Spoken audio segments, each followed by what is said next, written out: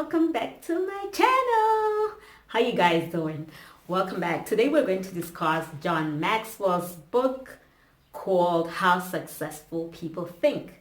So I got this book in 2014. I read it then. I don't know when else I read it, but it's an amazing book. Okay, so this time around I reviewed it just for you guys, and when I started revising it so that I could do this video, I got even more gems. So guys, you want to stay tuned, okay? From John Maxwell, one of the world-class leaders. So stay tuned, guys.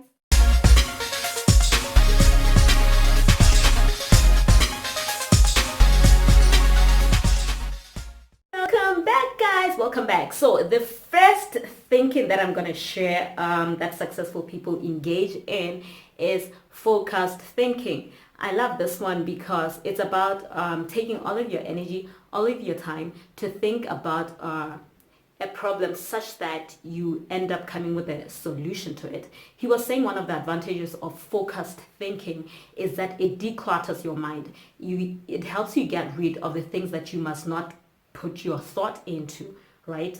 So focused thinking makes your thinking laser sharp towards the thing that you must achieve. You know, one of the examples that he gave was that with focused thinking, you're able to choose the few dreams that you must focus on. You're able to choose the few skills that you know you have that you must focus on. And in that way, you are focusing all of your energy and time into something that is actually going to give you results, right? That is number one. Number two was big picture thinking. So big picture thinking is when you think about the bigger picture, right? When you don't focus only on sort of like the details or the mundane activities of day to day, you know, like one example that he gave was that how a CEO can encourage an employee to focus on having an ongoing relationship with a customer rather than just giving selling an individual item once off, right? So in that way, the business keeps growing, right? Because now you have ongoing customers. And then the third thinking is creative thinking. So he's talked about how creative thinking is the biggest thing that you bring to the table, right? You're bringing your own unique ideas, unique ways of objectivity to a problem, right?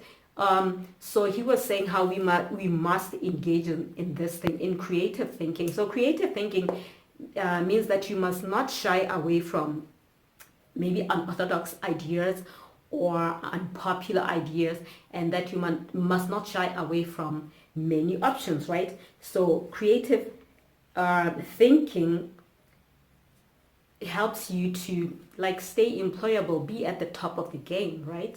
Because you're bringing something fresh and new all the time, right?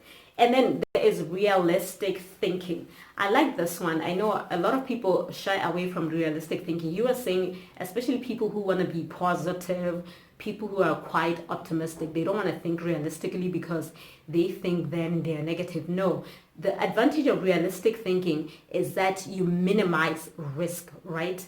And that you also become credible to other people. Because if you say you're going to do something, there's more likely reason that you'll be able to do it because you thought realistically and tried to reduce things that will keep you from achieving that dream or doing the project that you want to do, for example, right?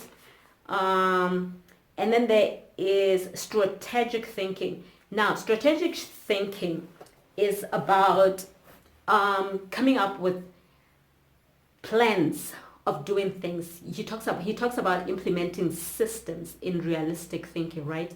He says that not realistic, strategic thinking.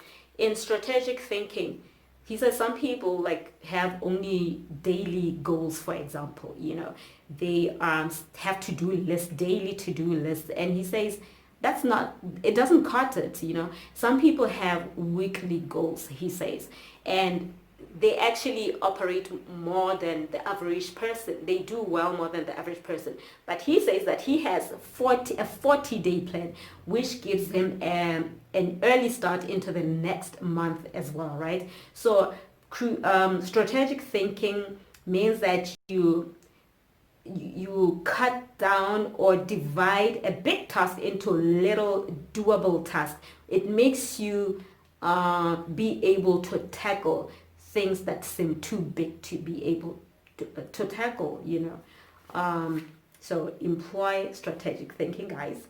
And then there is possibility thinking.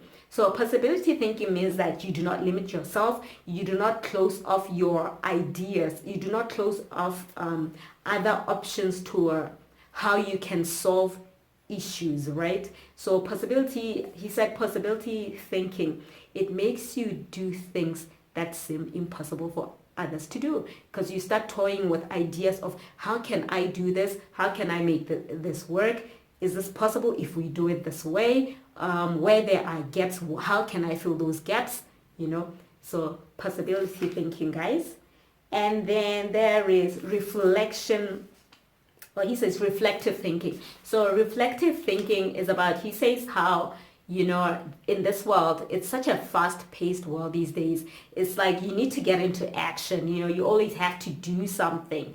And that is great. He says he's also an action person. But before you act, think about how is this going to impact everything else? How should I not do it? What has worked for me in the past? What has not worked for me in the past? And how can I avoid it so that you have greater results? So before you do that action is very important, but before you do that, engage in reflective thinking, right? And then he said that you must question popular thinking. So he said popular thinking, it keeps you from doing, right? It keeps you from thinking. It keeps you in the status quo, okay? And usually it has no great results or benefits. Usually there's only problems associated with it. So he says that you must learn to question popular thinking. Don't just follow when everybody says follow. Find out why you're following. Why are we doing things this way? Did such and such a way not work, right? I for one don't really believe in reinventing the wheel, right? You don't need to do something else that people have tried before that did not work, but find out why you are doing it that way at that moment. And then he talks about shared thinking. This is very important in organizations. So shared thinking, he says shared thinking is fast thinking. If you just go solo, you may think just old ideas, you don't have somebody putting in input, new things, faster ways, innovations. When you do shared thinking, you move faster, right? You do bigger things, right? And then unselfish thinking, this one blew me away, okay? So unselfish thinking is when you actually put others first. He says that when you put others first, when you do unselfish thinking, you leave a legacy, okay? And that when you become successful, you leave an inheritance, right, for your children. But when you think unselfishly, you leave a legacy, He was talking about how you try and help people daily, He said it leaves you satisfied, okay? He was saying it brings personal fulfillment. I know giving gives personal fulfillment. So, and then he quoted somebody who said, getters generally don't get happiness, okay? But givers get it. You understand? I know people who left a legacy. For example, in my family, I never met my paternal grandfather, but I heard that he was such a giver. Like during times of famine or no food, in the area, people would know that they could go get stuff from him. And I never met him, but I'm proud to be in his lineage, for example. And then, yeah, and my dad also, my dad also left a legacy. Somebody was recently talking about it. Some people took a video of somebody talking about how great he was, how he used to help people out with his own car, with his own petrol, without asking for payment back. And I know that's how my dad was, okay? And it's left a great legacy for us. So I'm pretty sure you want to leave a legacy for your children.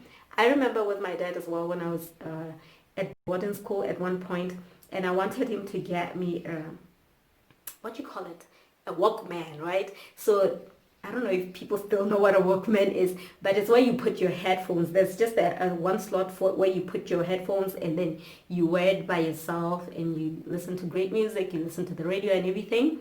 But when I asked him for that, he was like, no, you can't get a Walkman. How about the other people? How you want to listen by yourself? How about other people? How are they going to hear? No, you should get a radio. I was like, what?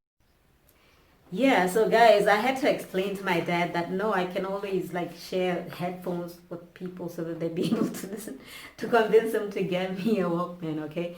And then, but the last one is bottom line thinking. So with bottom line thinking, John Maxwell was saying, it is, for me, the way I see it, he's talking about, look at the purpose for which you are doing this thing, this task or this business or whatever it is that you're doing. And he was saying you don't have to be, bottom line this time doesn't always mean finances or profits, okay?